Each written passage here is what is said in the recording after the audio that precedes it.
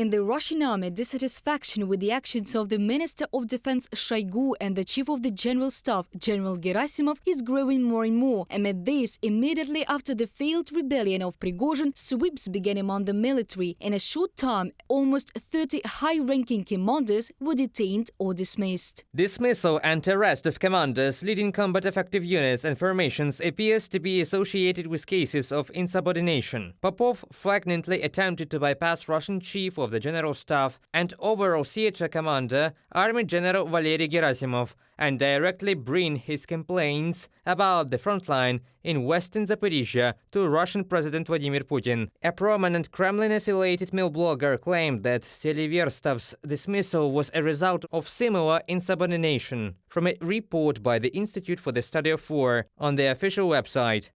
According to Mikhailo Podolyak, advisor to the head of the Office of the President of Ukraine, the commander of the 58th Army of Russia, Ivan Popov, publicly criticized the leadership of the Ministry of Defense for their actions in the war against Ukraine. This is a clear display of the Kremlin's loss of power and control in the country, and therefore we should expect new rebellions. In fact, this is an absolutely positive process. All that could be assumed that there are a lot of conflicts inside. There is no unity, solidity. Everyone is ready to stab each other in the back with a dagger. And now the demarche of Popov says that erosion is already absolute. It develops into such an ulcerative internal disease of the domestic political elite. And all these processes will only quickly gain momentum. There will be a lot of that. At some point, the army or structural groups will seize power in Russia. Mikhailo Podolyak, advisor to the head of the office of the President of Ukraine, on the air of the Ukrainian teleson. The possibility of a new rebellion on the territory of Russia and its active preparation right now is not ruled out in the main intelligence directorate of the Ministry of Defense of Ukraine. They suggested that the leader of the Wagner PMC, Yevgeny Prigozhin, would still return to the public sphere after his failed rebellion.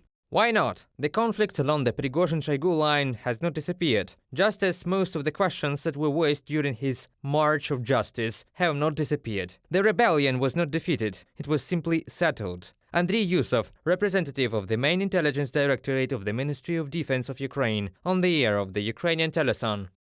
Who will be behind the new rebellion, analysts cannot yet say for sure, but it is not ruled out that Chief of the General Staff Gersaimov may take part in the conspiracy against Putin, which is gaining momentum.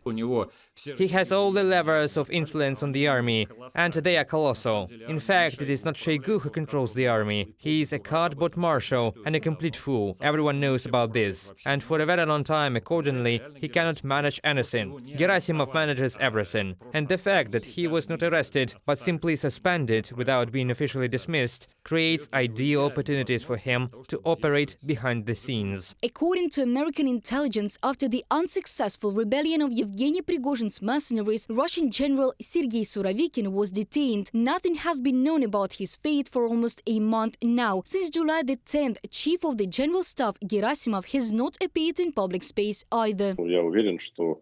I am sure that the days of Shoigu and Gersaimov are numbered. I don't know if they still really manage something or not, but if they do, it won't last long. There are many people in Russia who are ready to support the revolution, says the oppositionist, and the new rebellion, which is already brewing, must be successful. Reported by Diana Kolesnik, Natalia Husak, Volodymyr Shtengelov, UATV News.